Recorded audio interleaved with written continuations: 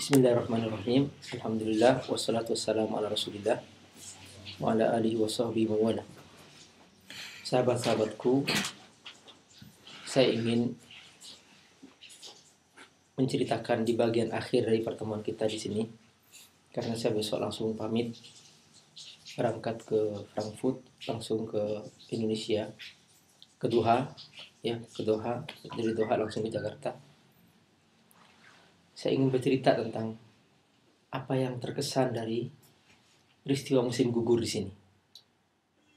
Saya banyak mendapatkan pelajaran-pelajaran luar biasa yang seandainya kita bisa punya kesempatan berdiri bersama-sama di bawah pohon yang sedang menggugurkan daun-daunnya, kita akan banyak menyaksikan langsung peristiwa dahsyat yang sangat luar biasa.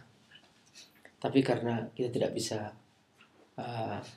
berkumpul sekarang di bawah pohon-pohon itu, saya hanya akan menceritakan apa yang saya dapatkan dan apa yang saya kesankan. Yang pertama, bahwa saya melihat langsung yang jatuh dari pohon-pohon itu bukan hanya daun yang kering, tetapi juga bersamaan daun-daun yang hijau. Apa artinya? Ini seakan Allah menunjukkan kepada kita, dan seakan Allah mengatakan kepada kita dengan pohon-pohon ini, wahai hambaku, kau lihat dengan imanmu, kau lihat dengan hatimu, kau lihat dengan matamu, bahwa ternyata yang gugur ini bukan hanya daun yang kering, tapi juga daun yang hijau. Artinya bahwa ajal itu tidak hanya menimpa orang yang sudah tua, tapi juga boleh jadi akan menimpa orang yang muda. Dan lebih terkesan lagi apa? Di atas yang kering masih ada, ternyata yang hijau jatuh duluan. Artinya apa? Bahwa boleh jadi orang yang muda, dia akan mati lebih dahulu daripada yang tua. Banyak kisah anak muda dia mati lebih dahulu daripada ayahnya. Banyak kejadian-kejadian bahwa seorang yang masih sehat, tegar, ya, segar bugar, tiba-tiba dia mati di hari itu. Sementara orang yang sakit, ya, orang yang sakit bertahun-tahun di rumah sakit, dia tidak mati. Ada yang seperti itu. Jadi belum tentu yang sehat merasa aman, lalu merasa bahwa dirinya masih panjang usianya. Jangan begitu. Lalu menganggap bahwa orang yang sakit mati duluan, tidak. Nah, di sini yang ingin saya tekankan adalah karena kematian ini datang secara tiba-tiba dan tidak pandang siapa, maka bersiap-siaplah, ya. Maka bersiap-siaplah untuk mati dengan amal soleh. Sebab kita tidak tahu kapan kematian akan menjemput kita. Jangan sampai begitu mati ternyata dia tidak punya amal soleh. Saya masih ingat, ya, ada sebuah berita, sebuah mobil berhenti di pojok Ancol sampai 3 hari.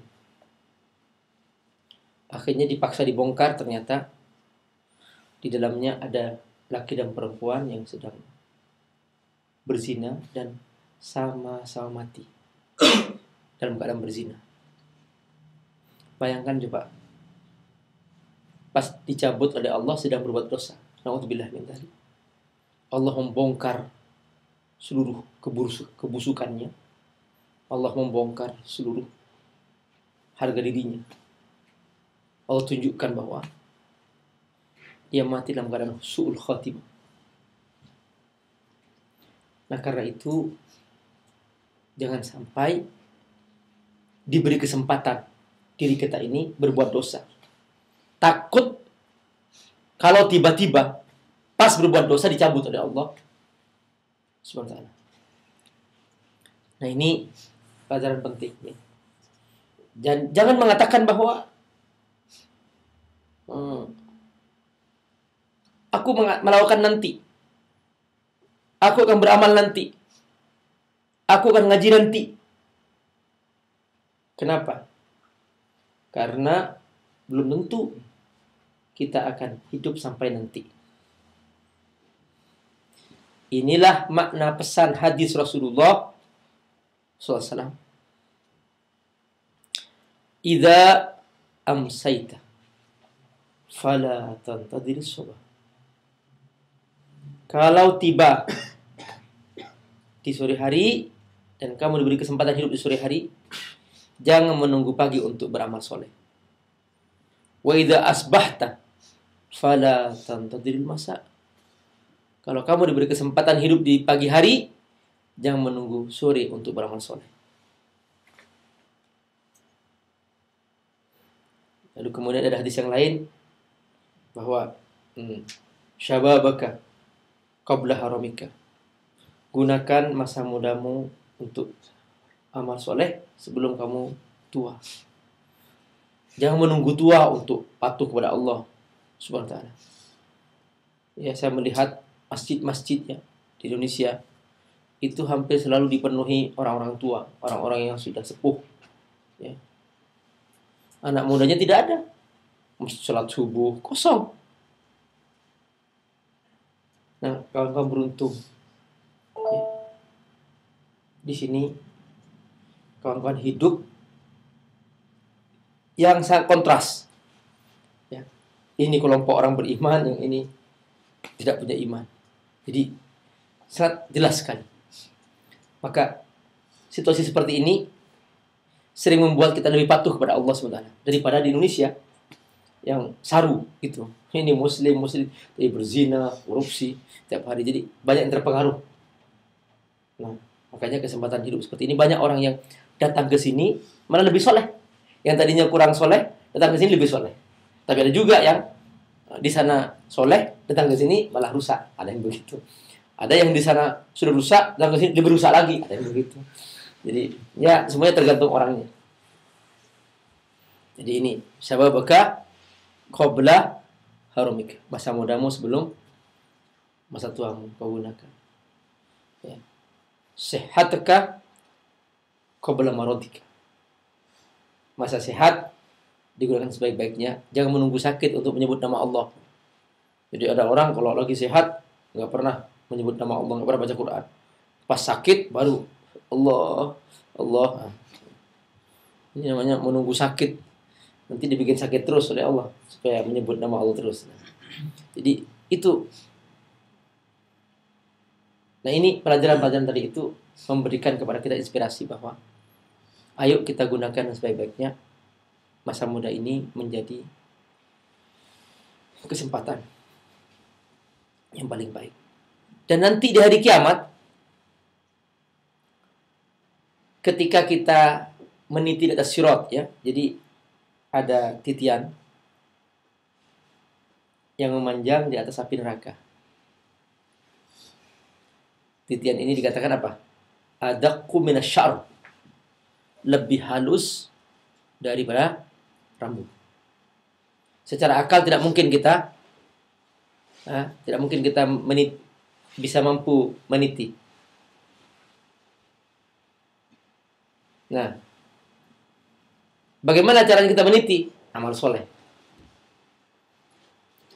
Nah, ternyata ya, cepat tidaknya kita mampu melewati penelitian tergantung bersegeranya kita mentaati Allah selama di bumi. Sekali lagi, ya.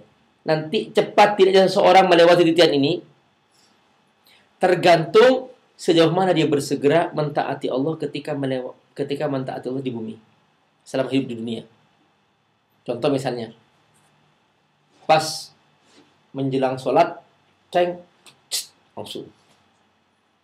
Pas dia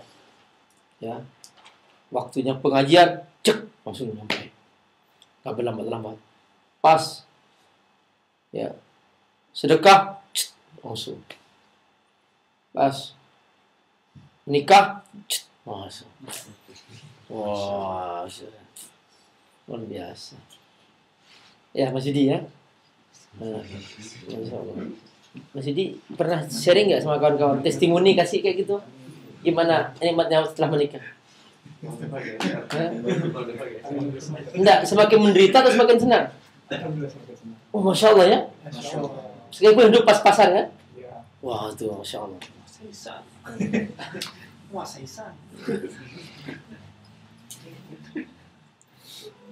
Ada seorang menikah, malam pertama, besok paginya langsung ke rumah ayahnya, dia marah-marah. Dia bilang, "Bapak, kenapa Bapak nggak kasih tahu sejak dulu bahwa menikah itu enak gitu." Nah, gitu. Mas Yudi juga begitu, marah-marah juga.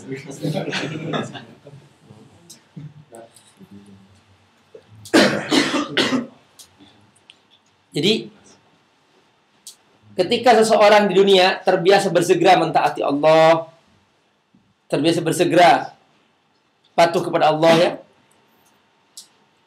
maka dia juga akan bersegera meniti tasawuf.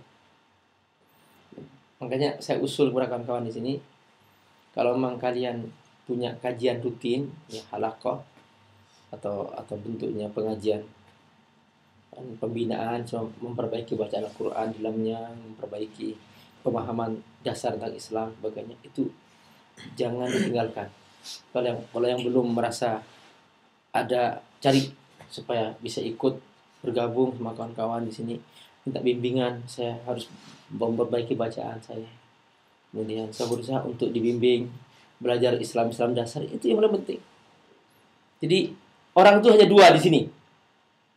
Ya, orang mahasiswa yang belajar di sini tuh waktu kosongnya hanya dua. Kalau dia tidak ikut kegiatan pengajian yang baik-baik seperti ini, dia akan habis main-main. Ya, selesai kuliah pusing main game, monopoli, gitu. Ya, saya tahunya di tempat lain.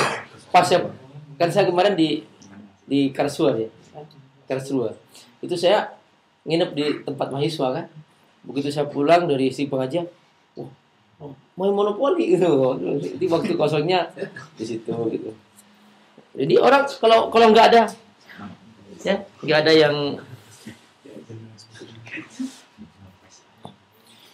yang isi untuk mengaji, dia akan habis waktunya pasti waktunya habis. Jadi ada yang mengatakan, "Pak Ustadz, saya itu kalau ikut pengajian, waktu saya habis di situ, Ustadz. Apalagi saya kalau aktif dalam acara kegiatan-kegiatan sosial tuh, saya nanti belajarnya saya tuh jadi terganggu, Ustadz." Gitu. Padahal, ya, kalau dia tidak menghabiskan waktu kosong dengan kegiatan-kegiatan yang bermanfaat seperti ini, dia akan habiskan waktu kosong dengan main-main. Itu sudah pasti, itu sudah hiburan. Ya, itu sudah hiburan masing-masing. Yang ini menghibur dirinya dengan main-main, yang ini menghibur dirinya dengan pengajian dan sebagainya. Dan rata-rata orang-orang yang berkah hidupnya, itu yang mensibukkan dirinya dengan pengajian, ya, dengan kegiatan-kegiatan yang bermanfaat untuk meningkatkan iman dan seterusnya. Rata-rata mereka berkah hidupnya. Karena kan seseorang kan tidak tahu nasibnya apa. Begitu dia pulang ke Indonesia atau dia terserah menetap di mana, ketika dia ternyata tidak pernah aktif ke pengajian, dia kemudian akhirnya dirinya merasa kosong, kemudian akhirnya dia seringkali tidak menemukan arah dalam hidupnya. Nah, oleh karena itu masa muda ini jangan sampai menjadi hal yang sia-sia.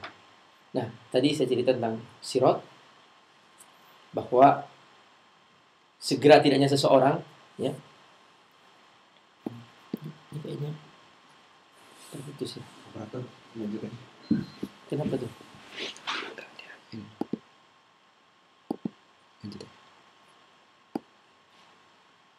Sekalipun gelap nggak apa. Oh, jadi biarin aja gitu. Saya kira kalau gelap mati nggak.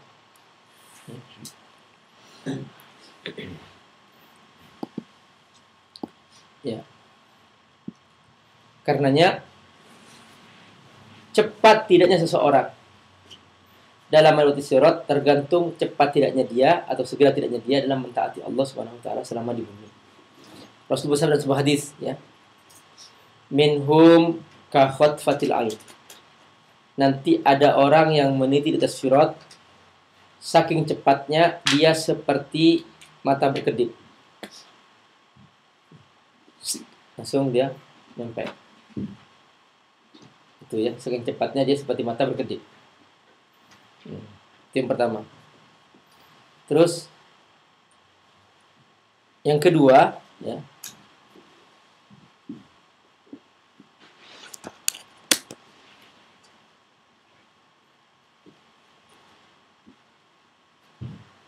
minhum kalbak. Ada yang menempuh sirat itu seperti petir, seperti kilat. Nyampe. Tapi lebih cepat kedipan mata. Ada yang lambat. Nah, ini dia. Dia kalau diajak berbuat baik, lah aku masih sibuk deh. Banyak alasannya, banyak menghindar, banyak ini. Waduh, aku maksud ini nih. Padahal dia nggak punya apa-apa gitu. Nah, di sini, ayo dong sholat dong. Waduh, masih ngantuk nih. Udah, nantilah sholatnya saya gitu. Gabung aja lah. Sholat lain dah. Nah, ini nanti saat meniti, kamu tahu, dia sholat, tapi karena berlambat-lambat, nitinya juga lambat. Minhum man yamshi ala batni, ada yang berjalan pakai perutnya. Minhum man yamshi ala ra'si, ada yang berjalan pakai kepalanya. Dibalik ada Allah. Suka mencari alasan, suka menghindar, suka, udah. Segala alasan dikumpulkan di sini. Allah balik cara berjalannya. Jadi jangan dikira Allah itu lalai gitu. Antum tahu nih, ini pemerintah Jerman. Mereka tuh rapi, kenapa? Karena mereka punya database yang lengkap. Orang itu tidak bisa main-main di sini. Semua itu database lengkap. Nggak bisa bermain-main dengan pajak, nggak bisa. Penghasilannya ketahuan kan? Kalau di negeri kita banyak orang bermain-main, kenapa? Karena database-nya nggak lengkap. Nah, jangan dikira Allah itu kalah sama di sini. Allah itu lebih lengkap database-nya. Rekamnya tuh lebih canggih. Kalau di sini hanya pakai kamera atau pakai komputer, yang itu mungkin bisa diakal-akali. Tapi kalau Allah pakai malaikat, yang setiap saat bersama kita. Makanya di antara rukun iman itu apa? Beriman berapa? Malaikat.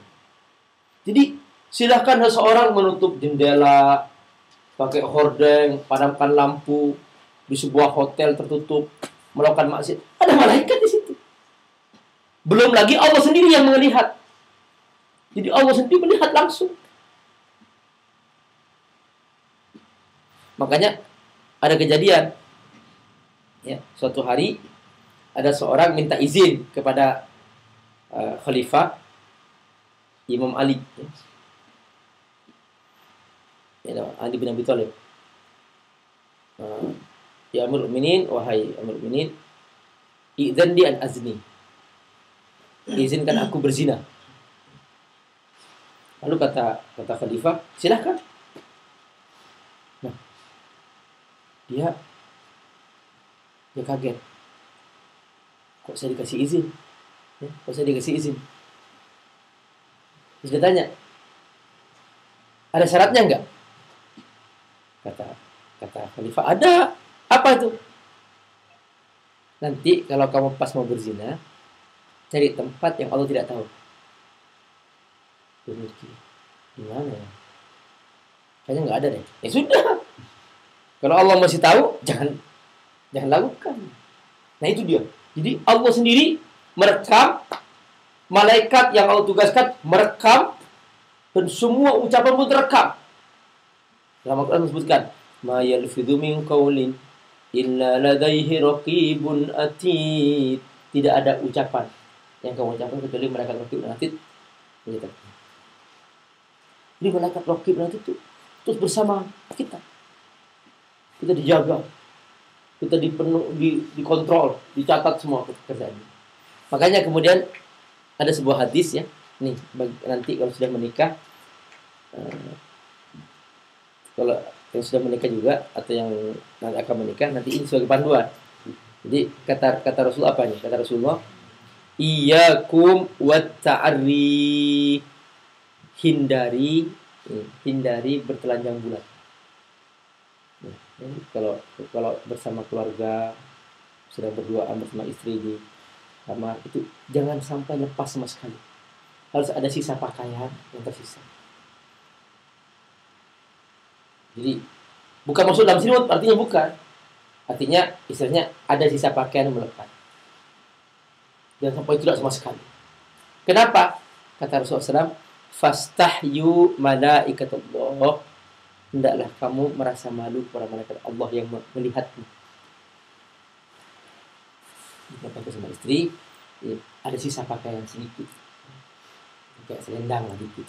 Itu kamu sendiri ngatur nanti bisa kalau sudah menikah. Kalau sekarang masih bayang-bayangan nggak jelas perasaan.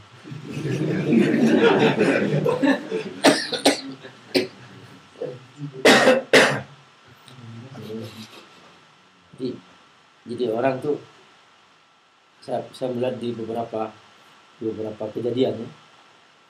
Dia itu sejak muda sudah baca buku keluar nikah, baca.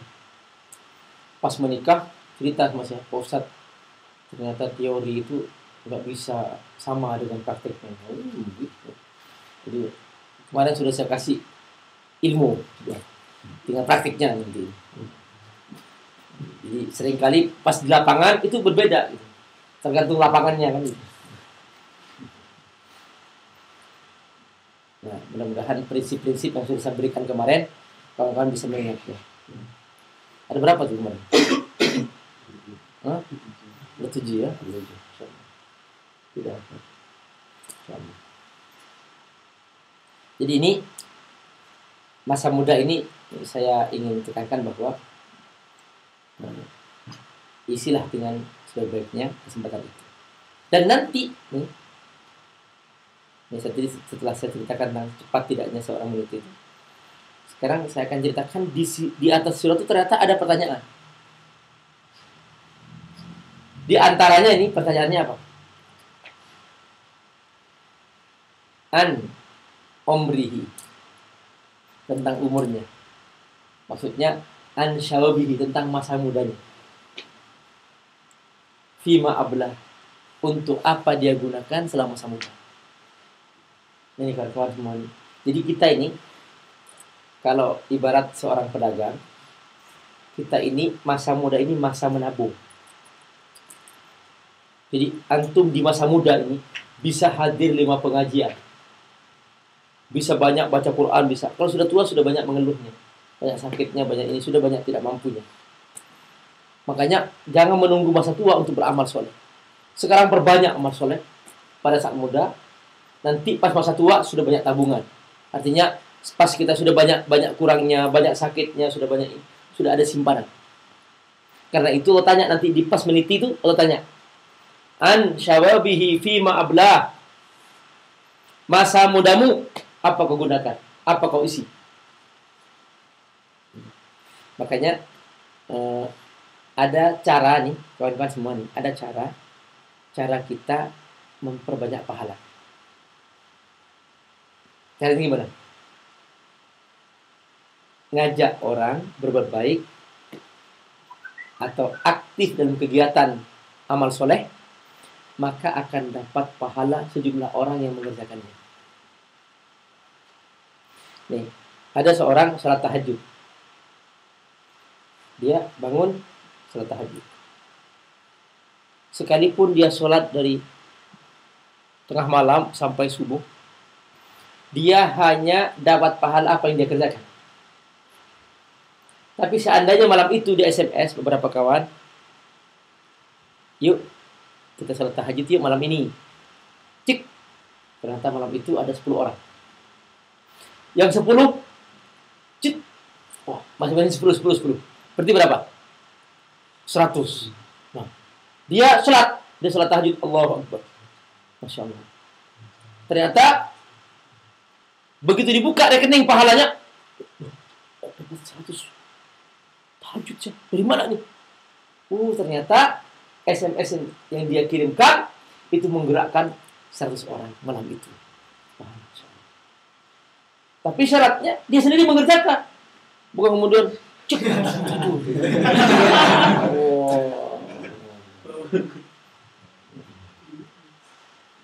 Nah, kalau dia cek tidur, itu namanya calo. Calo ke surga ya. Tahu calo kan? Calo gimana? Surabaya dari Lebak Bulus. Calonya ikut nggak? Nggak ikut gitu.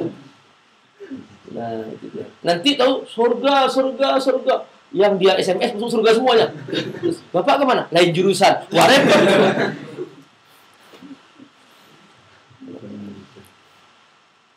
Jadi makanya ya, jangan hanya menjadi orang soleh sendirian. Itu seni berbuat pahala. Jadi setiapnya, katakanlah nih, ada beberapa kawan nih yang aktif menggerakkan. Ini ada Mas Yopi ini dari Fortcom. Beliau yang ngontak saya, yang memandu saya, Pak Ustadz berangkat sini, Bapak semua. Beliau nih, saya keliling ini seluruh Jerman, itu beliau pemandunya. Jadi dia bilang, Pak Ustadz sudah di mana? Pak Ustadz di mana? Jadi saya dipandu dan beliau beliin tiketnya apa segala macam. Ini seluruh Jerman yang saya keliling kemarin tuh, beliau Masya Allah kalau buka rekening pahalanya itu, Masya Allah, itu pahalanya banyak itu. Nanti kawan-kawan juga yang satu Berlin nih, di sini kemarin yang ngumpulin orang untuk buka puasa, untuk apa, yang aktif, itu pahala. Termasuk yang makan, pahala juga sama. Karena kalau nggak ada yang makan, siapa? Ada orang ngumpul nggak ada yang makan, juga. Jadi yang makan jadi pahala juga. Gitu. Tapi jangan hanya yang dimakan terus, nanti gantian gitu. Nah ini penting sekali. Jadi keterlibatan kita untuk mengurus masalah-masalah sifatnya aktivitas ya sosial untuk meningkatkan iman, ini akan membantu kita memperbanyak pahala. Nah ini dari mana dasarnya dari hadis. Rasulullah bersabda apa? Man sanna sunnatan hasanatan falahu ajruhu wa ajru man amila biha. Orang yang memulai dan menggerakkan suatu amal soleh, suatu kebaikan, maka dia dapat pahala dan juga dapat pahala orang yang mengerjakannya, sejumlah orang mengerjakannya. Kebalikannya, kalau dia memulai keburukan, man sanna sunnatan sayyi'atan, contoh misalnya ya, dia menyebarkan pemikiran-pemikiran yang menyesatkan, membuat orang lemah iman, membuat orang semakin jauh dari Allah, kadang-kadang yang ikut semakin banyak, ya, udah dia bertanggung jawab sejumlah orang yang ikut pemikirannya atas dosa-dosanya. Dia mati belum mengatakan minta maaf, artinya belum mengatakan aku sudah cabut pemikiranku yang dulu tahun sekian pernah aku ucapkan, aku tidak mendukung lagi, aku sudah bertobat, kecuali baru itu. Tapi itu pun dia terus kebagian dosa orang yang ikut. Tapi kalau dia tidak mengatakan itu, dia mati di kuburan, sejumlah orang yang ikut yang tersebar itu dia dapat dosanya. Makanya hati-hati dengan sebuah pemikiran yang ternyata itu membuat orang semakin jauh dari Allah. Saudara. Intinya gampang. Segala sesuatu pemikiran atau pemahaman yang membuat semakin dekat kepada Allah itu yang baik. Dan segala sesuatu yang membuat orang semakin jauh dari Allah, maka itu akan menyesatkan. Nah, ini penting sekali. Itu kuncinya itu aja. Kok saya semakin nggak suka sama Islam. Kok semakin benci sama Islam. Kok semakin nggak suka Allah. Kok semakin aku nggak sholat. Sudah tanda-tanda bahwa itu tidak benar. Berarti kalau aku semakin dekat kepada Allah, semakin semangat mentaati Allah, maka itu berarti benar dan seterusnya. Itulah cara membedakan. Jadi jangan asal masuk akal dan sebagainya. Tidak semua yang masuk akal itu kita bisa katakan pasti benar dan sebagainya. Jadi karena logika itu kadang-kadang dia bisa salah di sini.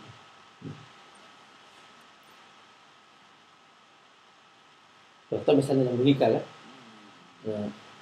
setiap yang tidak sholat adalah, katakanlah setiap yang tidak sholat adalah sapi, ya.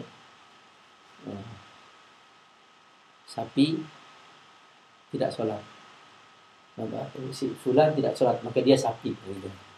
Setiap yang tidak sholat adalah sapi, katakanlah logika. Si fulan tidak sholat, maka dia sapi. Salah kan? Jadi logika itu tidak semuanya benar gitu. Kadang-kadang masuk akal tapi tidak bisa diterima. Nah ini hal seperti ini kita harus juga cerdas. Kadang-kadang kita baca di internet, kadang-kadang kita mengikuti berbagai macam diskusi dan sebagainya. Kita juga harus kritis, ya. Harus kritis. Jangan sampai tidak punya kendali. Karena rugi kita, ya. Capek hidup, cari makan, lelah, salah jalan. Kalau salah jalan di dunia, kita masih bisa muter balik. Contoh misalnya, saya akan pergi ke masjid Berlin. Saya salah jalan, kelewat sebelah sana. Bang, salah bang. Oh iya benar, masih muter balik kan? Tapi kalau salah jalan di akhirat, coba. Salah jalan ke akhirat. Sudah terlanjur sampai di akhirat. Sampai di sana salah jalan. Gimana? Bisa muter balik? Nggak bisa. Itu udah dunia sudah Allah hancurkan. Sudah Allah hancurkan dunia. Mau kemana? Gitu. Nah karenanya kalau sudah menyangkut masalah akhirat, jangan main-main. Menyangkut masalah Allah, jangan main-main. Tidak. Gitu. Dan jangan pakai kira-kira. Ya, sekarang lagi musim jurusan kirologi. Kirologi Institut. Apa tuh? Ya kan? Kalau urusan agama, saya kira benar deh. Urusan ini, saya kira halal deh. Jangan pakai saya kira kalau urusan agama. Banyak orang kalau urusan obat nggak mau pakai saya kira. Gimana nih? Saya kira benar deh. Berani nggak minum? Enggak kan? Kenapa? Takut mati kan? Padahal paling bahaya minum obat itu mati. Dan itu biasa dan kita pasti mati. Tapi kalau salah panduan, dia melakukan yang dosa, bahayanya kemana? Masuk neraka. Ini parah lagi. Jadi banyak orang kalau urusan obat takut salah. Tapi kalau urusan iman, kira-kira. Nah ini dia. Sudah masuk waktu balik. Ya, kita lanjutkan nanti setelah salat.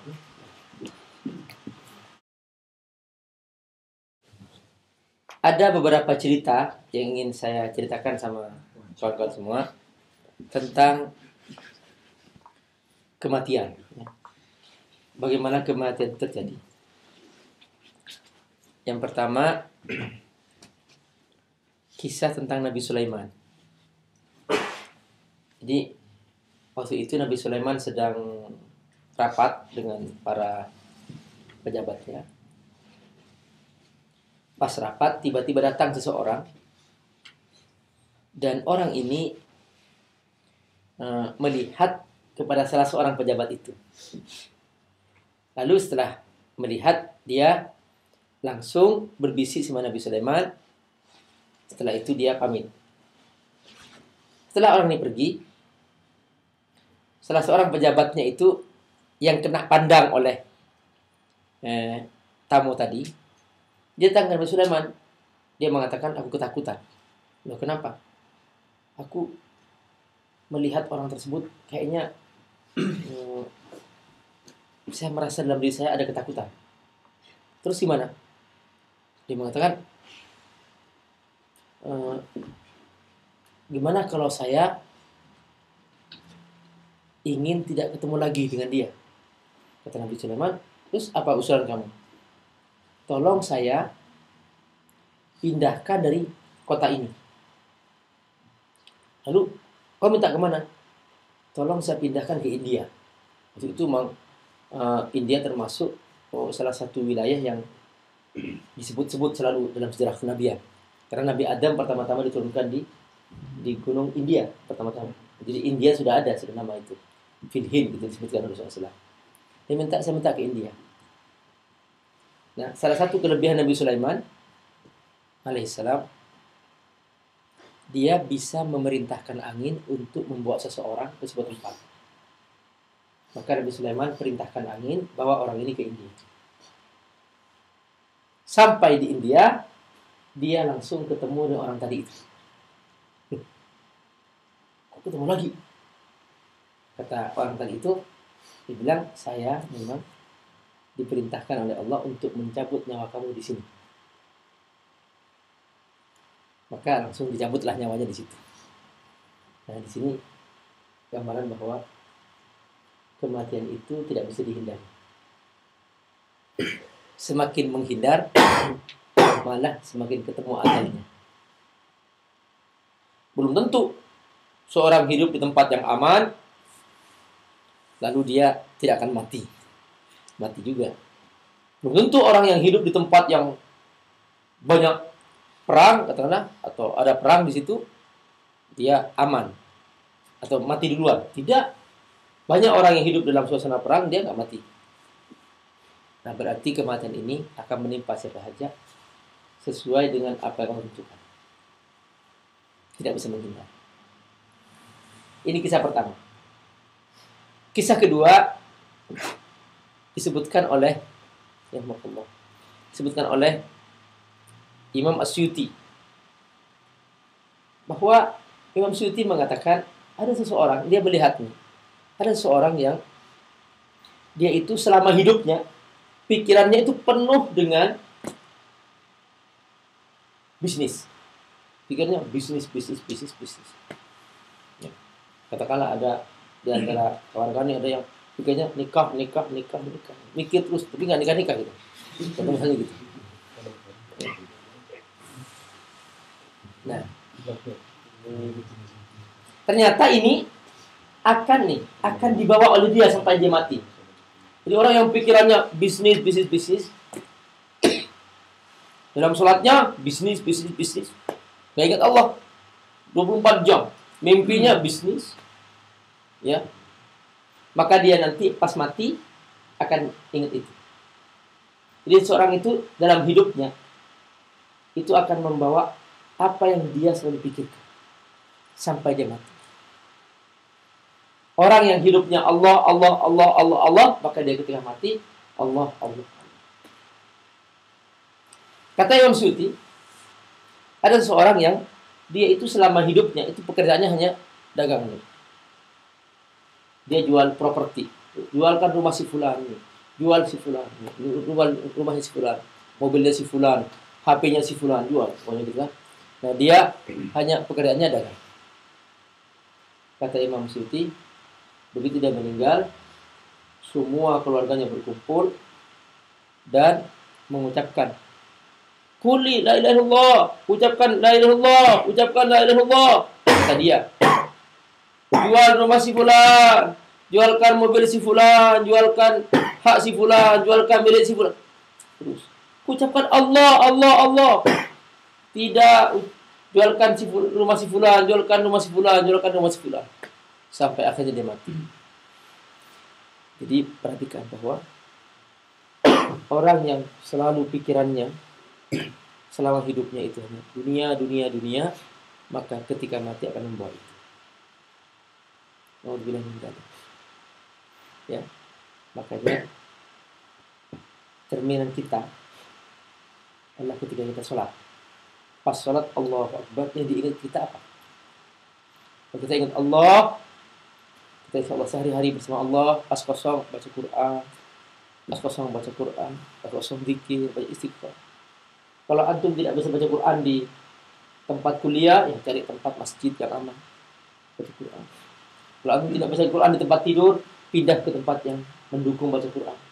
Ini lingkungan juga menentukan supaya kita menjadi orang-orang yang senantiasa dimudahkan oleh Allah Subhanahu wa taala. Nah, ini gambaran seperti ini, kisah seperti ini, mudah-mudahan memberikan kepada kita bagaimana kita bersiap-siap menuju kematian. Nah, tadi ingat, ini baru satu judul saya, baru satu hikmah yang saya jelaskan dari hikmah musim gugur, ya. Masih banyak lagi akan saya jelaskan setelah ini, ya. Jadi itu baru hikmah bahwa daun yang gugur itu ternyata tidak memandang yang hijau, tapi juga tidak memandang yang kering, tapi juga yang hijau akan jatuh sekalipun belum waktunya.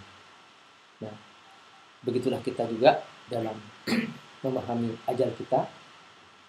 Kita adalah bersiap-siap menuju kematian, dan persiapan yang paling baik adalah beramal soleh dan bersungguh-sungguh kita mengisi sisa waktu ini dengan kebaikan-kebaikan, dan kita pas meninggal dunia dicabut oleh Allah, kita dalam keadaan beramal soleh.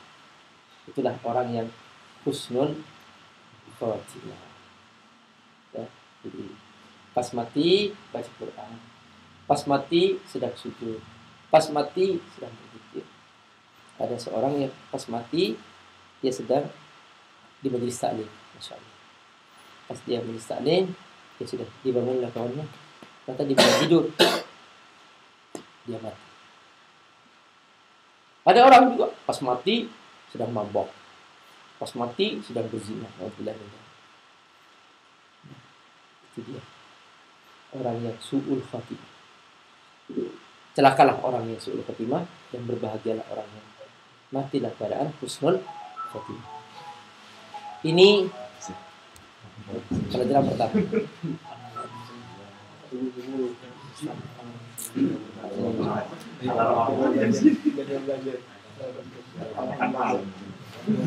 Ini termasuk HP ini musibah zaman.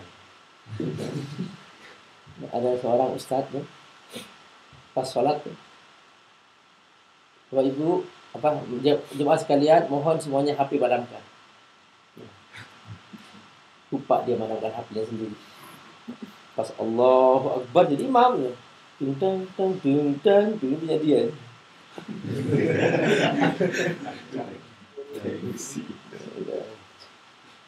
Dan kalau kawan-kawan ke Mekah pas tawaf, ya, Bismillah, Allahu Akbar, ding Allah. Udah tawaf itu sudah suasana ibadah. Pas ada yang sambil buka Facebook, Allahu Akbar.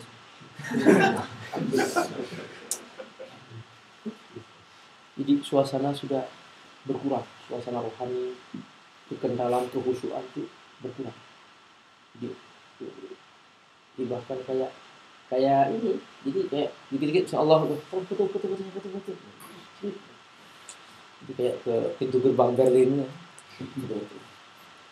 Jadi kayak gitu, sudah hampir suasana ibadah menjadi berkurang. Kawan-kawan, insya Allah kalau semua nanti ke Mekah jangan sampai seperti itu. Saya doain semoga dari Jerman yang itu kalau sempat ke Mekah bagus. Niatkan. Kalau punya kelebihan rezeki simpan, jangan bisa buat ke Mekah. Ada, ya. Saya dulu masih punya pengalaman, pas dapat rezeki saya simpan. Alhamdulillah akhirnya saya dapat pergi ke Mekah bersama istri, keluarga. Jadi aku juga mudah-mudahan saya doain juga dapat istri soleha dan cantik, ya.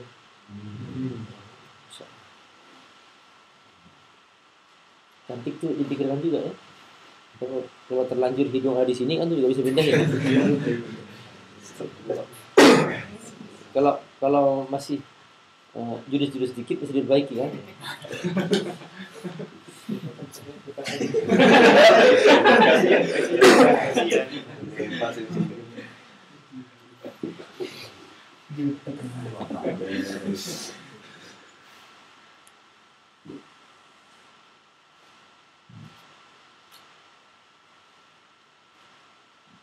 Dan kalau pilih seorang istri itu cari istri yang siap hidup pahit. Pertama-tama gue nanya, kamu siap nggak menderita sama saya? Gitu. Jangan cari istri yang siap hidup nyaman. Hidup nyaman tuh nggak perlu belajar. Hidup nyaman tuh gampang. Hidup menderita. Jadi kalau sudah siap menderita sama saya siap mendukung. Wah, itu luar biasa. Jadi kita tuh merasa bahagia sama. Tapi kalau sudah mencari yang kaya, bilang ke dia kalau pas melamar tuh jangan tunjukkan kehebatan diri, tunjukkan bahwa saya sulit, saya siap nggak dia. Kalau ternyata dia nggak siap, ya berarti karena kadang-kadang ada yang gengsi kan, gitu, dia nunjukin belakang pas melamar bawa mobil kawannya. Begitu sudah menikah, mana mobil BMW-nya? Aku pinjam tuh dulu. Udah dia ngamuk-ngamuk setelah menikah. Jadi dia bagus ya, pas melamar beritahukan apa adanya. Saya belum mengenalkan diri ya. Iya, saya tuh dari Madura. Saya dari Sumeneb dan saya dilahirkan tahun 67. Udah separuh usia antum ya.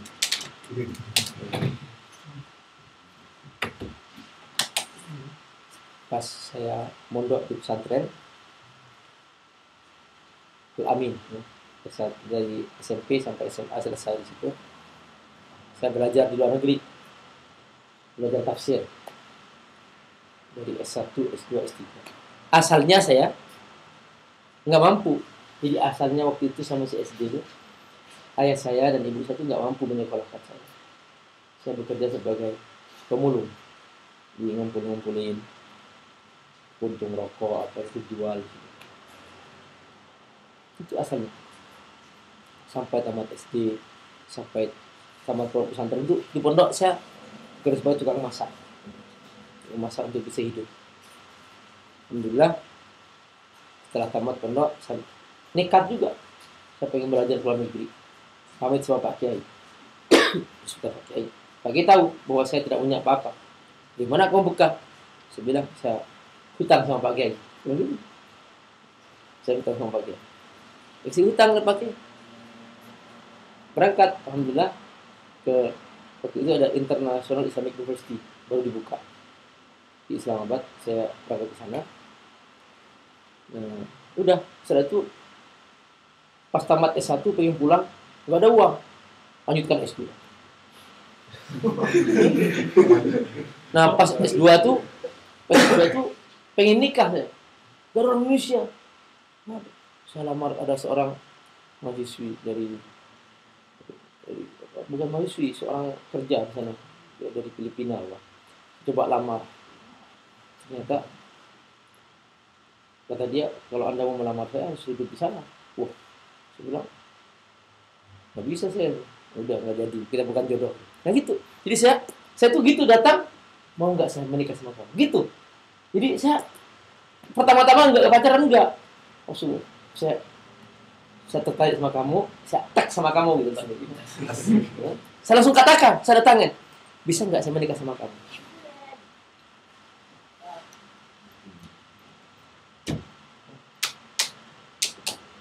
Kata dia, waduh, saya harus harus hidup kembali ke negeri saya. Ya udah, kita bukan jodoh, saya cari lagi. Ketemu dari Kamboja, mahasiswa juga sama, karena belum ada orang Indonesia. Ini coba lamar, mau nggak saya pengen menikah sama kamu, mau nggak hidup di Kamboja? Waduh, nggak bisa, harus pulang. Udah, kita bukan jodoh. Udah, saya berdoa ke Allah, doa saya mau pulang nggak punya uang gitu. Jadi akhirnya apa? Kita datang mahasiswa. Nah, ini terus bisa belajar terus sampai S2 itu yang seharusnya selesai 4 tahun, selesaikan 2 tahun setengah. Karena saya pengen menikah, pengen pulang. Selesai 2 tahun setengah, tesis selesai, ternyata nggak punya uang. Lanjutkan S3.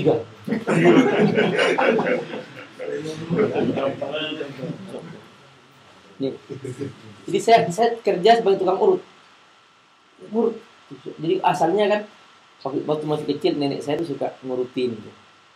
Nah, pas ada kawan-kawan patah kakinya atau keseliu tuh, saya bantu sembuh gitu. Saya kaget kok saya bisa ngurut gitu. Ternyata saya masih ingat dulu nenek saya ngajarin saya ngurut. Akhirnya terkenal, Amir nih pintar ngurut. Akhirnya diplomat minta diurutin. Oh, kasih sekali ngurut 1 jam. Terus dolar. Wis. Jarang-jarang kan? Kalau di Indonesia mana berapa itu? 1 jam kan? Kalau di sana luar negeri kasih dolar. Alhamdulillah. Di situ saya mulai ada penghasilan dikit-dikit, saya simpan gitu. Itu loh. Tapi nggak cukup untuk pulang. Pas masuk program S3 tuh sekitar sudah mulai ngambil materi, sudah ngambil ujian. Di sana S3 harus ada ujian, ada materi, terus ada ujian komprehensif. Baru setelah itu boleh nulis disertasi. Nah, pas saya nulis disertasi, datang 5 orang nulis.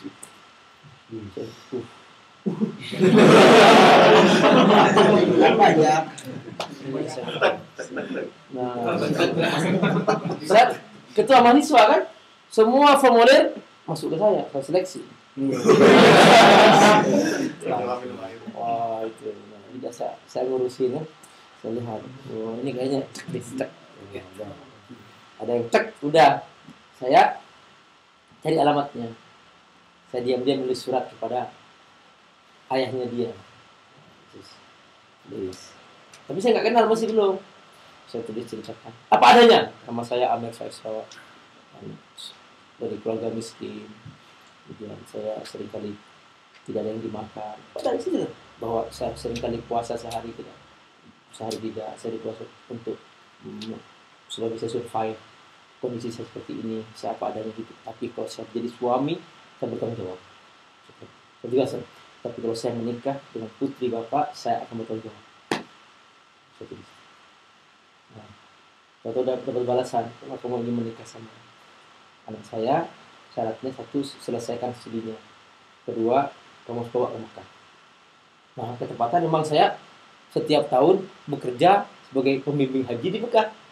Karena kan itu pekerjaan diminta oleh travel gitu. Nah, makanya saya sekarang tuh bikin travel sendiri. Setiap bulan bolak-balik ke Mekah nganterin orang umrah. Nah, itu sampai sekarang masih terus. Karena kebiasaan waktu mahasiswa itu. Nah, itu waktu di sini belajar juga. Jadi kadang-kadang kita hidup tuh dari apa yang kita tidak kira-kira gitu. Di sini mungkin antum tiba-tiba pintar masak kan. Nah, karena di sini saya masak gitu. Nah, itu simpan tuh ilmu masaknya. Siapa tahu nanti jadi franchise gitu. Gitu. Masak katakanlah ayam terbang. Wah.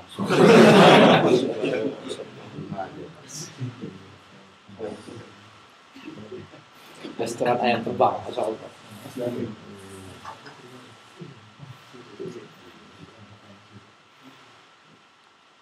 Nah, alhamdulillah ya, setelah disetujui saya mungkin si orang tua sudah ngomong sama si anaknya bahwa ada melamar kamu gini-gini. Sudah disetujui, saya menikah alhamdulillah, dan alhamdulillah istri saya selesai S1 dan S2 yang ustadzah ini, ustadzahnya yang ikut. Nah, saya terus terang, saya cerita sama saya hanya punya pakaian 1. Jadi saya kalau pas nggak ada orang, saya nyuci, saya tunggu sampai kering, saya pakai lagi. Itu sudah level dokter. Sudah hidup saya itu sangat sederhana sekali waktu itu. Memang hidup sangat sulit, dan sudah pakaian saya istilahnya tidak banyak istilahnya. Jadi apa adanya. Nah, pas pada hari upacara pernikahan saya, itu kawan saya tahu bahwa saya nggak punya pakaian. Dia datang, Mer, saya punya jas, mana? Ya, coba pas, udah. Mer, mana baju dalamnya? Nggak ada. Ini saya punya baju dalam. Pakai baju dalam. Mer, terus celana kamu bang? Ya, nggak ada. Ini saya pakai sarung baru. Cuma pinjam. Jadi orang lain macam-macam, yang punya sarung orang lain semua. sepatu. Loh, mana sepatunya? Nggak punya saya. Udah nih, saya punya sepatu saya. Semuanya pinjem. Ya, udah. Pas setelah pernikahan, malam-malam selesai pernikahan, istri saya tanya, mana pakaian yang pinjem? Saya buka jas, dilipat oleh dia, masukin koran. Mana lagi pakaian? Lipat. Mana lagi sarung? Mana lagi sepatu? Yang tadi satu hanya yang asli. Ya. Pas saya sholat subuh, itu saya teringat kehidupan istri saya. Saya ingat sekali. Pak, ini kembaliin sekarang. Saya ingin hidup bersamamu apa adanya, bukan hasil pinjam. Insyaallah. Hasil selesai sholat subuh, musim dingin gitu itu mencekam. Saya naik sepeda, saya anterin ke kawan-kawan. Terima kasih. Malam itu juga selesai sholat subuh, saya anterin semua sepatu selesai. Alhamdulillah, dia ridho menerima saya.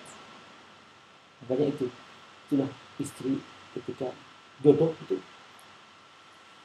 Saya itu sampai sekarang teringat perjuangan saya, pengorbanan dia. Saya ingat sekali. Karena itu Rasulullah SAW itu tidak pernah bisa melupakan Khadijah. Karena itu dia.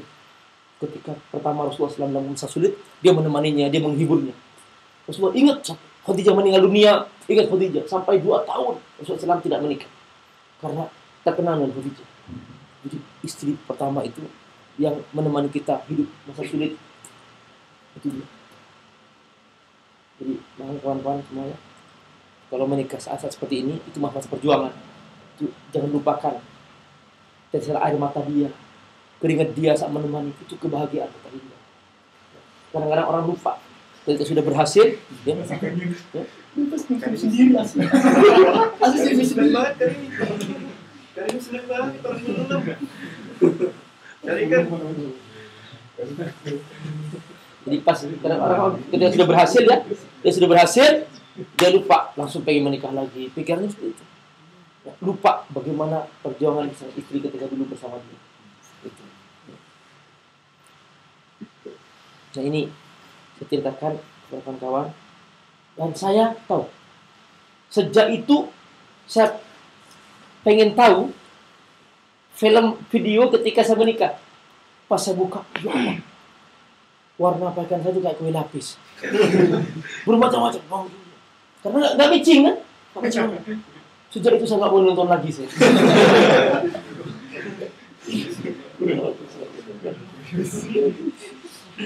Ya, sampai sekarang saya tuh nggak bisa melihat foto saya, bisa malu dalam diri saya. Ya Allah subhanahu wa ta'ala. Tapi ini takdir Allah, alhamdulillah. Dan alhamdulillah sampai sekarang beliau menerima saya.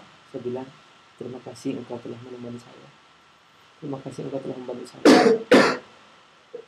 Allah, saya bilang, insya Allah saya akan bahagian kamu.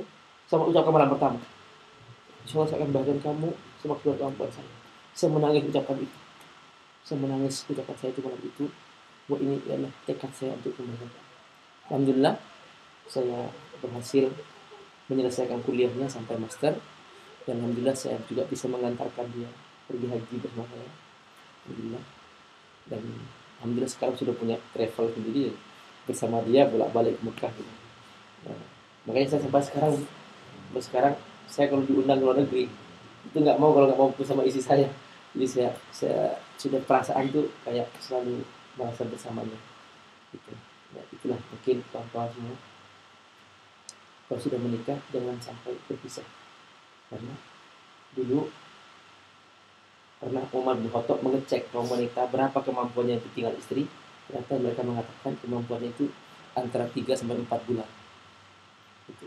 Jadi waktu itu sebagian sahabat sedang pergi perang, Umar mendengar dari rumah-rumah itu ada beberapa wanita yang menyanyi, wallahi laulal iman lahazzastu firash, demi Allah kalau tidak karena aku beriman aku sudah goncang ini kasur, maksudnya aku akan berzina, saking nggak kuatnya.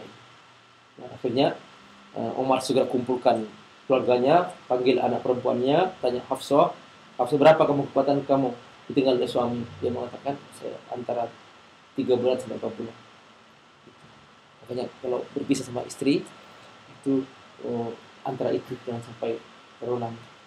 Benar kita mungkin kondisi dan sebagainya, tapi Insya Allah bersama-sama itu lebih berkah. Sebenarnya itu. Nah, itu mungkin salah satu hal pesan saya, mudah-mudahan manfaat tentang masalah ini. Itu cerita tentang saya. Nah, setelah itu saya selesai doktor, selesai menikah. Saya belum selesai masih doktor.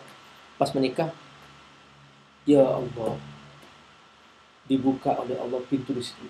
Saya diterima sebagai dosen di International Islamic University, tempat saya kuliah, dengan gaji sekitar 20 jutaan gitu. Dan di saat yang sama saya diterima sebagai dosen tafsir hadis, ya, tafsir dan hadis di universitas lain lagi, yaitu di Fatimah Jinah University. Di dua universitas saya mengajar, dan gajinya sekitar 20 juta. Jadi kalau sebulan tuh 40 jutaan. Kalau bicara gaji, ya, gitu. Alhamdulillah langsung saya bisa beli rumah, bisa beli kendaraan, sebagainya. Saya bersyukur kepada Allah. Itu saya berjuang sebelum menikah, gak dapat. Begitu menikah Allah buka tuh rezeki. Itu. Nah, makanya kawan-kawan kalau memang sudah ada tekad untuk itu, jadi ada pintu rezeki itu nggak akan tercapai kecuali kita menikah dulu. Jangan takut. Ya, Bina. Masih dia. Iya. Nah, sekarang ini insya Allah. Insya Allah.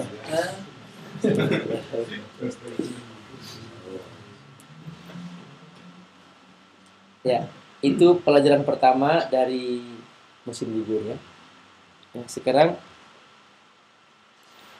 pelajaran kedua dari musim gugur. Pelajaran kedua dari musim gugur adalah ketika saya melihat daun-daun jatuh, ternyata pohon itu menjatuhkan daunnya bukan karena mati, tapi dia masih hidup. Iya kan? Iya. Masih hidup. Nah, seharusnya kan pohon menjatuhkan daunnya karena mati kan? Iya kan? Tapi dia enggak. Dia sebenarnya masih hidup. Tapi dia menjatuhkan daun-daunnya. Di sini saya belajar bahwa ternyata pohon-pohon itu dia menggugurkan daun-daunnya atas kepatuhannya kepada Allah Subhanahu wa ta'ala. Saya berpikir, ya Allah, ini pohon tidak punya akal. Dia mau patuh kepada Allah. Dia gugurkan daun-daunnya. Dia mau. Dan secara serempak, satu musim, seluruh kota, seluruh negeri bahkan, itu serempak menjatuhkan daun-daunnya. Semua pohon. Makanya dikatakan musim itu musim apa? Musim gugur. Jadi ini pelajaran penting bahwa kalau pohon saja yang tidak berakal, dia patuh kepada Allah, kita malu kepada Allah. Kita yang punya akal tidak patuh kepada Allah Subhanahu wa ta'ala. Itu. Nah, di sini saya teringat firman Allah dalam Al-Qur'an. Allah firman, Subhanallahi ma fis samawati wa ma fil ardh. Bertasbih kepada Allah semua wujud di langit dan di bumi. Lalu saya mencoba merenung makna tasbih. Ternyata dalam kamus Al-Qur'an yang ditulis oleh Imam Al-Asfahani dalam kitabnya Mufradat Al-Fadhil Qur'an, ensiklopedia lafal-lafal Al-Qur'an. Beliau hidup di abad ke-7. Jadi kalau antum ingin tahu makna kalimat-kalimat yang sesuai dengan sumber aslinya, rujukan yang paling pokok untuk mengetahui rahasia kalimat itu adalah ada satu kamus namanya Mufradat Al-Fadhil Qur'an. Ini karya salah seorang ulama besar dalam sejarah. Dia hidup abad ke-7. Beliau menjelaskan dalam bukunya, dalam buku itu, makna Quran dengan dalam. Nah, di antaranya yang saya baca itu ternyata apa? Sabaha itu artinya al-marrus sari'u fil ma'i aw fil hawa. Bahwa sabaha itu artinya adalah berjalan cepat di air atau di bumi atau di udara. Di air atau di udara. Bergerak cepat di air atau di udara. Karenanya dalam bahasa Arab, kolam renang itu disebut dengan al-masbah. Perenang itu disebut as-sabih. Malaikat yang bergerak cepat dari langit ke bumi disebut as-sabihat dalam surat An-Nazi'at. Wan nazi'ati warqa, wan nasyitati nashta, was-sabihati sabha. Ini malaikat yang artinya malaikat yang bergerak cepat dari langit ke bumi. Subhanallah. Saya teringat ketika melihat daun-daun ini gugur. Dan saya rekam. Pas sebuah tempat saya melihat angin lewat, dia gugur, saya rekam. Subhanallah. Ternyata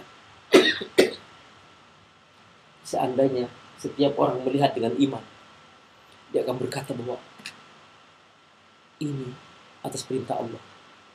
Dan dia patuh kepada Allah. Mau menjatuhkan daun-daunnya demi Allah. Untuk Allah. Untuk kepatuhan kepada Allah, saudara. Maka aku malu kalau sampai aku tidak patuh kepadanya. Masa hanya untuk melepaskan selimut dari musim yang sangat dingin, mengambil wudhu, sholat subuh, keberatan, malu kepada Allah, saudara. Ini mau melepaskan daun-daunnya, masa melepaskan selimut berat, kita malu kepada Allah, saudara. Itu. Maka kita belajar di makna ini bahwa ayo kita jangan sampai berbuat dosa. Dan ingat, dosa itu asalnya kecil. Dosa kecil dibiarkan. Makanya kita diajarkan agar selalu baca istighfar setiap hari. Rasulullah SAW bersabda sebuah hadis, wallahi demi Allah, inni la astaghfirullah bil yaumi atamarrah. Aku sudah baca istighfar kepada Allah setiap hari. Terus kami, ini perhatikan nih, ini antum ada kaca, ini kaca. Kalau dibiarkan setiap hari, ini ada debu hinggap. Debunya kecil-kecil. Nah, kalau terus dibiarkan oleh antum nggak dilap, maka lama-lama jadi buram. Ketika buram, cahaya nggak masuk. Dan antum tidak bisa melihat keindahan pemandangan di luar. Tapi coba kaca ini dilap setiap hari, maka dia menjadi cerah. Cahaya masuk dan kita bisa memandang pemandangan di luar. Tapi kalau dia buram, kita memandang ini, nggak melihat juga. Nah sama, dosa. Nih, dosa kalau sudah setiap hari hinggap, terus dibiarkan, nggak baca istighfar, nggak minta ampun kepada Allah, dosa pandangan, dosa makanan, dosa macam-macam. Ya, numpuk. Begitu numpuk, udah mulai ini cemberut. Senyum sudah nggak ada. Cuek. Nah, ada salah seorang diajak ngaji kemarin di kota lain. Mas, ngaji yuk. Ngapain ngaji? Aku, ya nantilah. Gak suka ngaji-ngaji dulu. Aku sudah tahu, paling bisa takwa aja. Ada yang lain menjawab, maaf ya, aku sudah gak salat lagi. Aku sudah tinggalkan agama. Aku sama aja, agama nggak agama juga sama. Ya. Ada yang baru datang sekitar 2 bulan, sudah mabok, sudah teler. Coba. Dikasih akal oleh Allah, nggak digunakan baik. Pohon aja patuh kepada Allah. Pohon serempak dia, kompak seluruh negeri, bahkan beberapa negara itu kalau musim gugur itu luar biasa. Benua mungkin, seluruh benua kan, benua Eropa, benua Amerika juga, daun-daun di situ menggugurkan daun-daun itu. Nah, makanya penghambaan itu membutuhkan pengorbanan.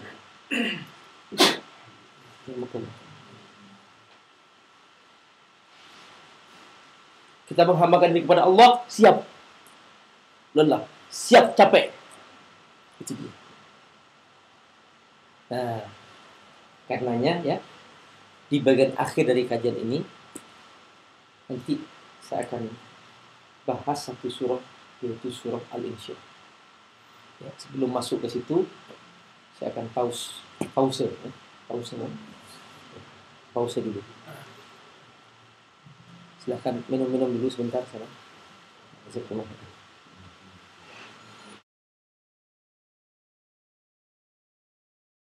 Ma'al usri yusra, inna ma'al usri yusra, fa idza faragta fansab wa ila rabbika farghab. Ya. Bismillahirrahmanirrahim. Ya.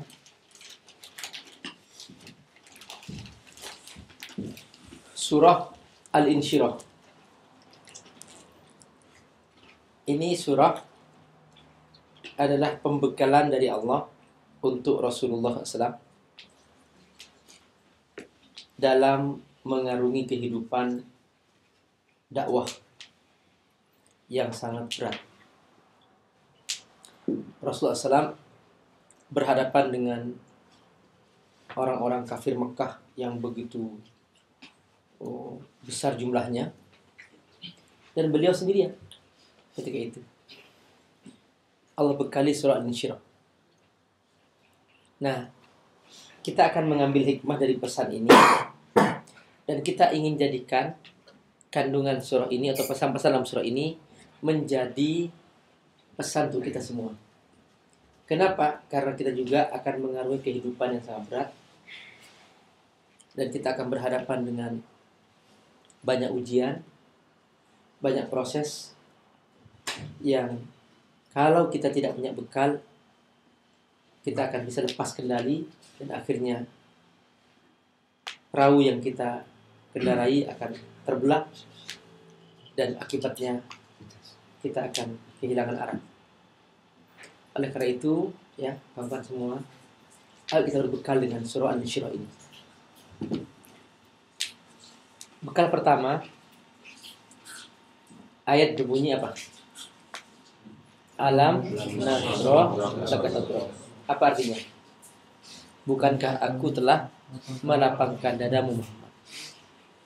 Jadi, ya, gerakannya pertama, lapang dada, diusap, lapang dada. Lagi, lapangkan dadamu. Lagi, lapangkan dadamu. Lagi. Ini pesan pertama.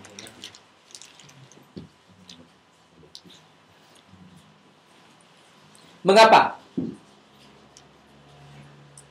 Sebab hati yang sempit akan selalu disibukkan oleh masalah-masalah kecil. Gajah yang besar di tengah lapangan yang luas menjadi kecil. Seekor lebah dalam ruangan yang sempit menjadi besar. Coba antum sedang belajar, masuk lebah. Antum terganggu? Terganggu. Kenapa? Karena ruangan sempit. Seekor lebah dalam ruangan yang sempit menjadi besar. Gajah yang besar di lapangan yang luas menjadi kecil. Nih, orang yang berhati sempit, nih, seorang suami berhati sempit. Suatu hari istrinya nyenggol sendok, tang, jatuh. Gak lihat matamu. Langsung marah-marah kepada istrinya, langsung mengucapkan kata-kata kasar pada istrinya, dan seterusnya. Bahkan mungkin dia akan memukul istrinya seterusnya. Banyak sekali kejadian seperti ini. Masalah kecil bisa besar. Kenapa? Ada sempit. Ada sebuah patah mengatakan, wa ta'dhumu fi 'ainis shaghir sigharuha. Dalam pandangan yang sempit, masalah kecil menjadi besar. Wa tasghuru fi 'ain 'azim al-dha'i. Bagi orang yang berpikiran besar, masalah besar menjadi kecil.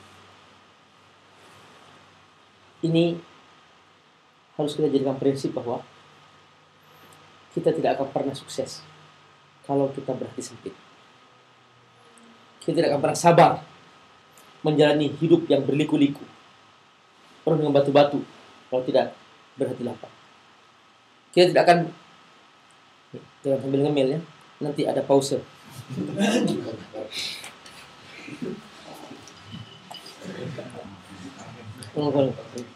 Ada pause, ada pause.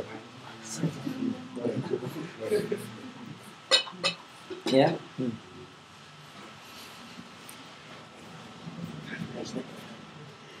Ya. Jadi ingat bahwa kita tidak akan pernah rela bangun waktu subuh kalau hati kita sempit. Kita tidak akan pernah rela untuk datang ke pengajian seperti ini kalau hati kita sempit. Tapi hati yang lebar, dia akan menembus segala lelah, segala capek untuk mencapai sebuah tujuan mulia. Dia akan berkata dalam dirinya, biarpun gunung akan kudaki, biarpun lautan aku seberang. Itu dia. Itulah sebuah hati besar. Gelombang yang besar bagi dia kecil. Gunung yang tinggi bagi dia kecil. Bagi dia rendah. Dia tidak akan pernah menyerah. Setahun, 2 tahun untuk mencapai sebuah cita-cita. Aku mencapai. Tapi bukan artinya menunda pernikahan, bukan begitu. Pernikahan itu bisa dilakukan, bisa tidak, tergantung situasi masing-masing dan bisa masing-masing. Tapi kesiapan untuk melaksanakan sebuah tugas demi sebuah cita-cita besar itu butuh lapang dada, butuh hati besar. Rasulullah SAW begitu diusir dari kota Mekah, tidak tinggal diam. Dia mencoba berusaha ke Taif, diusir dari Taif, tidak tinggal diam. Dia mencoba mengutus sebagian sahabatnya ke Habsyah, terus dipersulit sahabat-sahabatnya. Akhirnya hijrah ke Madinah. Di Madinah menemukan sebuah tempat dan basis yang kuat. Akhirnya Rasulullah SAW membuka Khaybar, membuka kota Mekah, membuka Persia dan Romawi. Itu dia. Memang untuk mencapai kota Madinah berproses. Diusir di Mekah, kemudian masuk ke Taif, diusir lagi. Berproses. Anak yang mau belajar berlari, dia harus merangkak dulu. Dan harus luka lututnya, berdiri, jatuh. Ya. Bangun, jatuh lagi. Terus berjalan melangkah, jatuh lagi. Akhirnya bisa lari. Jangan berkata bahwa kita ini seperti membalik sebuah tangan. Tidak. Hidup ini butuh proses. Makanya sampai ada pepatah mengatakan bahwa kita harus berakit-rakit dulu, baru kita akan bisa mencapai sebuah sukses. Nah ini dari mana kita dapat? Apakah ada? Yang kedua, apa ayatnya? Wa wada'na anka wizrak alladhi wada'a artinya meletakkan atau melepaskan. Angkat dari Muhammad, wizroka itu bebanmu. Tapi dalam Al-Quran kata al-wizr juga artinya dosa. Dan kata Allah, alladzi anqadha dhahrak, yang memberatkan punggung. Berarti dosa ini seperti sebuah beban yang memberatkan punggung. Orang yang sibuk dengan dosa, dia akan berat punggungnya.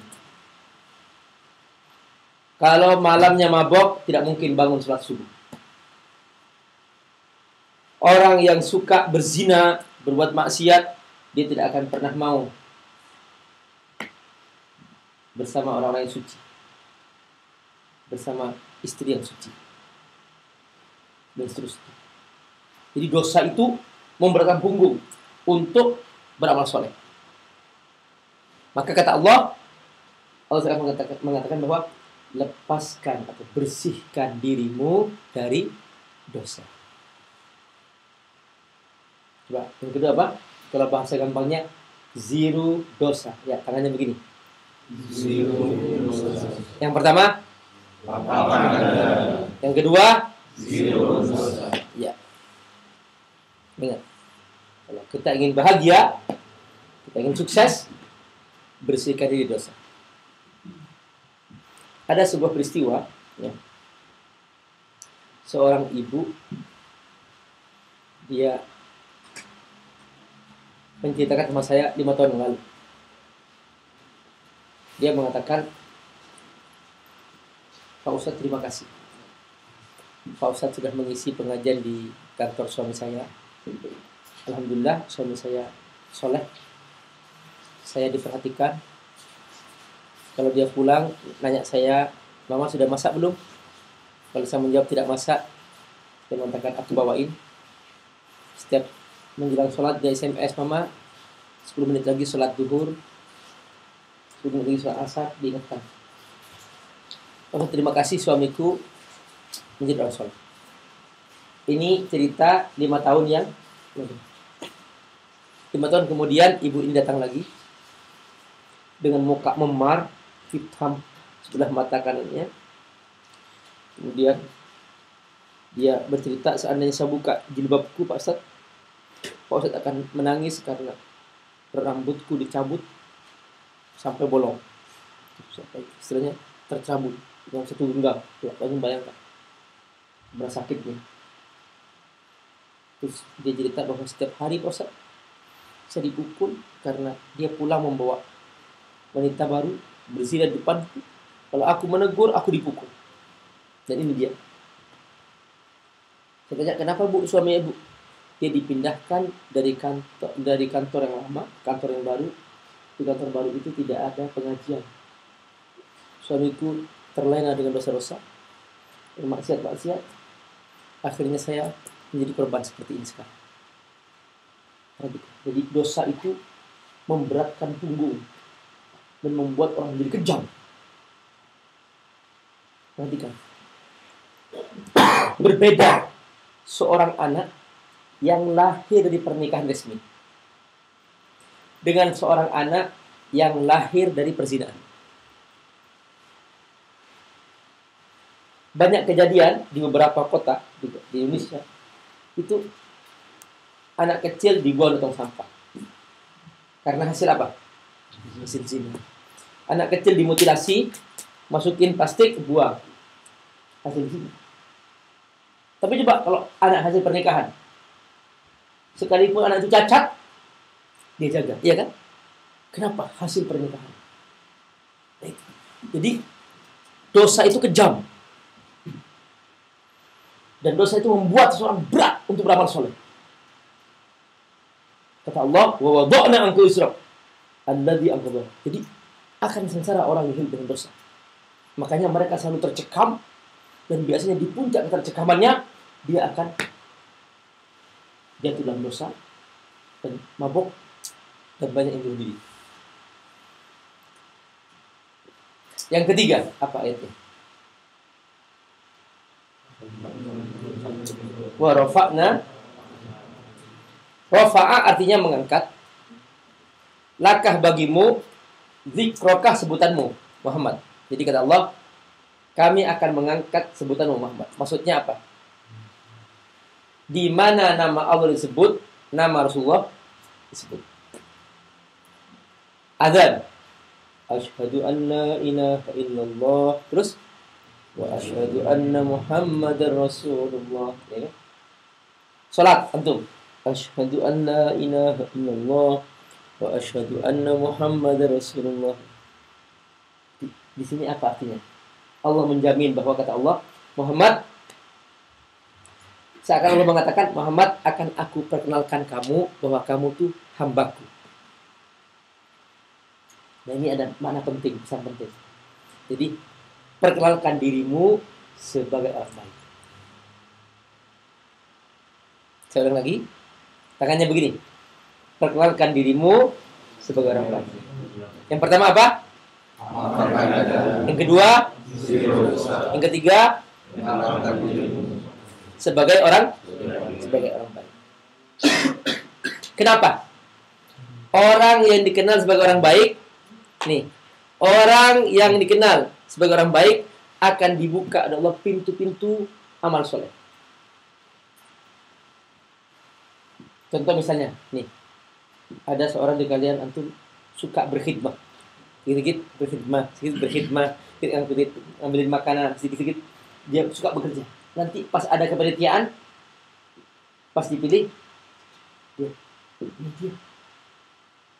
kenapa? Dia itu baik orangnya. Akan dibuka terus amal soleh. Itu bukan penghinaan, bukan kesempatan beramal soleh. Contoh misalnya nih, saya tinggal ustaz. Ada nelfon, Pak Ustaz, khutbah nikah. Telepon ring, Pak Ustaz, khutbah Jumat. Pak Ustaz, keliling Jerman, khutbah pengajian. Nggak pernah ada, Pak Ustaz, kedugem yuk, nggak ada. Nggak ada yang ngajak begitu, yang ada. Wah, Insya Allah. Jadi, karena kita sebagai Ustaz, Insya Allah. Sampai suatu hari saya minta kepada kawan-kawan di mana, ayo coba pengen tahu nih malam hari kota ini. Jangan Pak Ustaz, di sini banyak yang kurang baik Ustaz. Begitu dihalang-halangi. Jadi oleh Allah dijaga karena dikenal sebagai Ustaz. Nah itu dia, makanya antum kenalkan dirimu sebagai amal. Jadi kalau sudah dikenal ini suka ngaji nih, ajak lagi, ada pengajian, ajak lagi. Gitu. Jadi Allah mudahkan kebaikan-kebaikan. Coba kalau ada orang nih, ya, rambut di sini dibotakin, terus rambutnya berdiri semua, terus warna kuning, ya. Kemudian di sini pakai anting-anting banyak, ini pakai rantai-rantai, terus di sini bolong-bolong. Kira-kira ada nggak, Mas, khutbah Jumat ya Mas? Nggak ada kan? Makanya ada kejadian. Ini di Bekasi. Jadi saya dulu punya kawan. Itu waktu kuliah sama saya, dia bukan jurusan syariat, tapi dia jurusan sastra Arab. Pulang ke Bekasi, tapi ustaz oleh. Dia nggak pernah, jarang-jarang lah, bahkan mungkin bisa nggak pernah belajar. Itu kan sastra Arab. Jadi dia nggak belajar syariat apa gitu. Jadi nggak pernah istilahnya bersentuhan dengan hukum-hukum dan sebagainya. Nah, karena masyarakat percaya ini dari luar negeri. Ini Pak Ustaz. Jadi pas ada orang mati, diminta di Pak Ustaz jadi imam. Imam jenazah. Nggak pernah jadi imam sholat jenazah. Dia pakai ruku. Nah, makmumnya bingung. Ini Ustaz. Akhirnya karena Ustaz ikut. Udah. Selesai sholat, ada yang negur. Pak Ustaz, kayaknya kalau sholat jenazah nggak pakai ruku deh. Dia mikir-mikir. Jawabannya gini, kalau mayitnya banyak dosanya pakai ruku.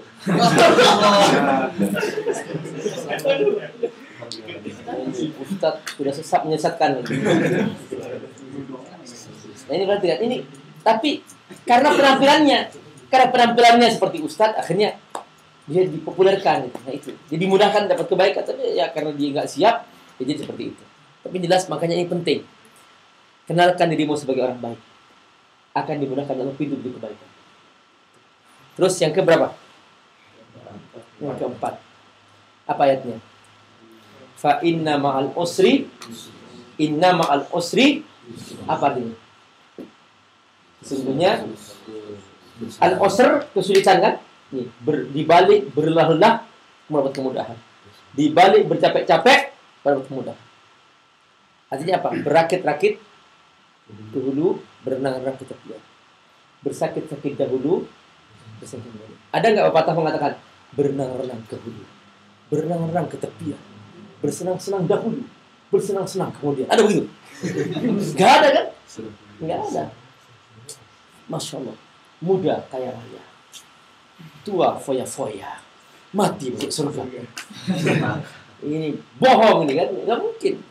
Jadi kita harus tahu bahwa sebuah kebahagiaan didapat kalau capek dulu. Orang yang sudah kenyang dikasih makanan, senang?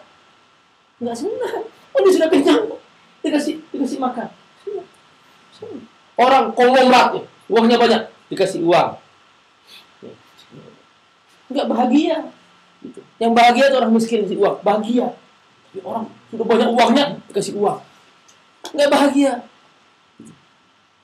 Nah, itu dia. Jadi Kita makan nih. Mengapa bahagia makan?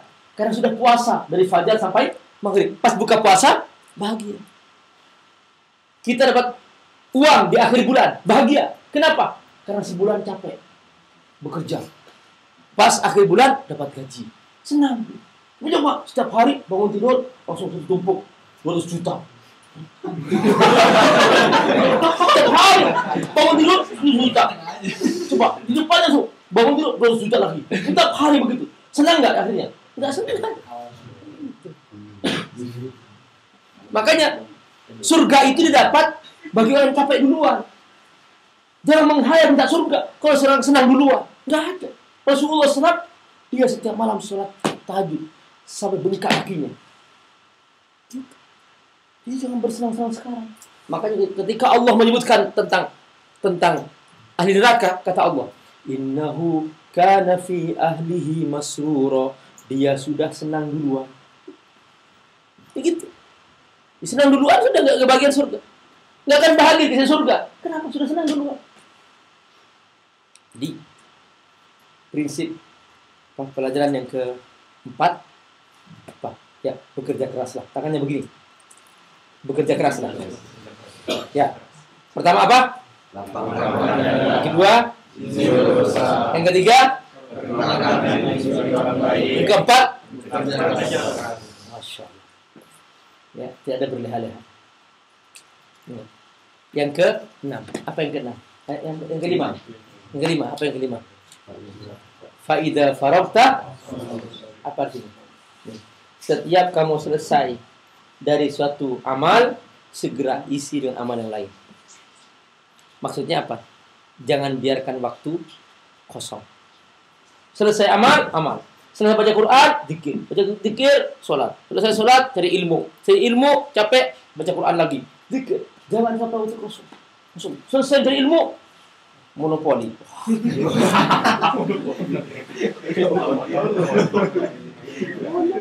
Berapa jam tuh kalau main-main gitu? Oh, Masya Allah.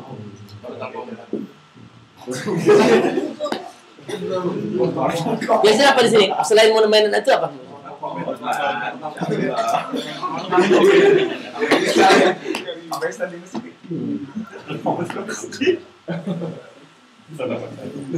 Nah itu kalau ada istri pulang habis belajar sama istri, insyaallah. Mas, kita baca Quran yuk. Ya, itu indah banget itu, subhanallah. Itu pas tidur tuh biasanya istri kalau bahagia tuh, nih, istri kalau bahagia melihat suami, itu kebahagiaan ketika melihat suami wajahnya. Jadi, kita pura-pura meram juga.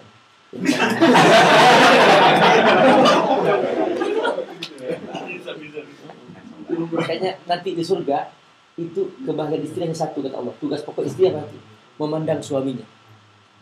Jadi kata Allah dalam Al-Quran, fihinna qasiratut tarfi lam yatmithunna insun qablahum wala jan fabi ayyi ala'i rabbikuma tukadziban.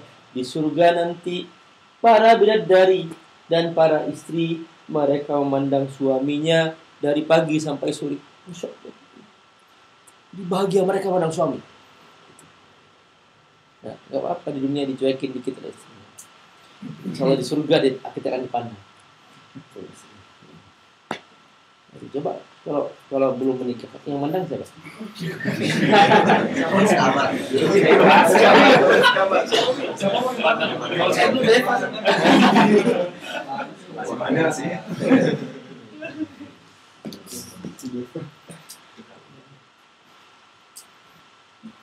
Jadi saya waktu di Hannover membahas tentang setan. Jadi nanti kalau pas masuk kamar ada merinding-merinding, itu berarti sudah berbikin tayangan. Jika ada konten bergerak itu berarti sudah lewat di situ. Di antaranya saya bahas itu.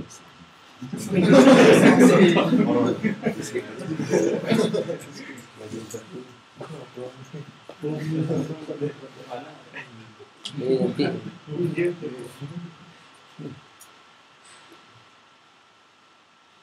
ya.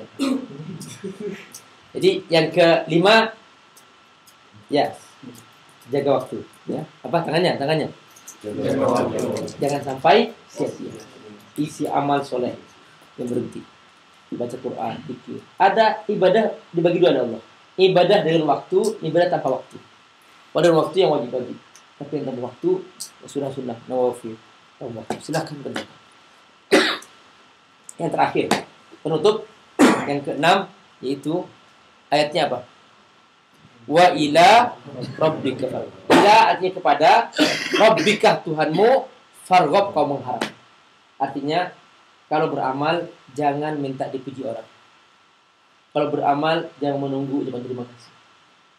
Ya. Dia bersedekah langsung pergi. Dikasih, terima kasihnya, udah kasih lagi dah. Jangan begitu. Kita tuh tugasnya mengasih. Bukan ucapan terima kasih. Terima kasih itu terserah masing-masing. Kita nggak ada yang muji, nggak apa-apa. Gue capek-capek, nggak dikasih piagam penghargaan lagi. Yang itu dikasih, karena lebih capek gue. Jangan minta penghormatan. Terus, ini masjid nih, kalau nggak ada gue, nggak hidup nih. Ini gara-gara gue, merasa dirinya lebih berjasa. Jangan begitu. Kita hanya mengharap itu Allah SWT. Wa ila rabbika. Jadi yang terakhir itu ikhlas. Ya, ke atas tangannya. Ikhlas. Coba sebutkan 6 bekal dari Allah untuk mengaruhi kehidupan yang sangat berat. Yang pertama apa? Yang kedua? Yang ketiga? Yang keempat? Yang kelima? Yang keenam? Insyaallah. Coba kurang kompak. Sebutkan 6 prinsip, 6 kunci untuk mengaruhi kehidupan yang sangat berat. Yang pertama? Yang kedua? Yang ketiga? Yang keempat? Yang kelima? Yang keenam? Insyaallah. Semoga kita semua termasuk orang-orang. Ya, baca sama-sama surah Al-Isra. Bismillahirrahmanirrahim. Sambil jiwai, Pak, sambil jiwai. Alam nashrah laka sadrak wa wada'na 'anka wizrak. Dan gerakan. Alladzi anqadha dhahrak. Di awal. Alam nashrah. Alam nashrah laka sadrak wa wada'na 'anka wizrak. Alladzi anqadha dhahrak wa rafa'na laka dzikrak. Fa inna ma'al usri yusra. Inna ma'al usri yusra. Fa idza faragta fansab wa ila rabbika farghab. Antum kalau yang gerakan akan lebih menjiwai. Coba semuanya coba dan kompak ya. Coba bismillah. Bismillahirrahmanirrahim. Alam nashrah laka sadrak wa wada'na 'anka wizrak. Alladzi anqadha dhahrak wa rafa'na laka dzikrak. Fa inna ma'al usri yusra. Inna ma'al usri yusra. Fa idza faragta fansab wa ila rabbika farghab. Ya. Selamat berjuang wahai sahabat-sahabatku. Saya hanya bisa mendoakan semoga sukses dan semoga selalu dijaga oleh Allah imannya. Kita semua diperkuat iman. Ingat ya bahwa kita hanya punya iman yang akan kita bawa pulang ke akhirat nanti. Orang yang pulang masih membawa iman, insya Allah masih ada harapan untuk surga. Tapi kalau sudah tidak ada iman sama sekali, sudah no way. Hanya satu jalan yang harus disediakan, jalan ke neraka untuk benar-benar. Jaga iman, selamat berjuang. Allah berkahi. Mohon maaf atas segala kekurangan saya sudah bersungguh-sungguh untuk menyampaikan yang terbaik dari ilmu saya yang saya dapatkan. Mudah-mudahan apa yang saya berikan bermanfaat insyaallah. Jika hari ini, jika setelah ini kita tidak bertemu kembali, insyaallah kita bisa bertemu di surga insyaallah. Tapi jika ternyata kita bisa bertemu lagi, insyaallah kita bertemu insyaallah. Mudah-mudahan kita saling mendoakan. Wassalamualaikum warahmatullahi wabarakatuh. Ya, baca kembali subhanakallahumma wa bihamdika asyhadu an la ilaha illa anta.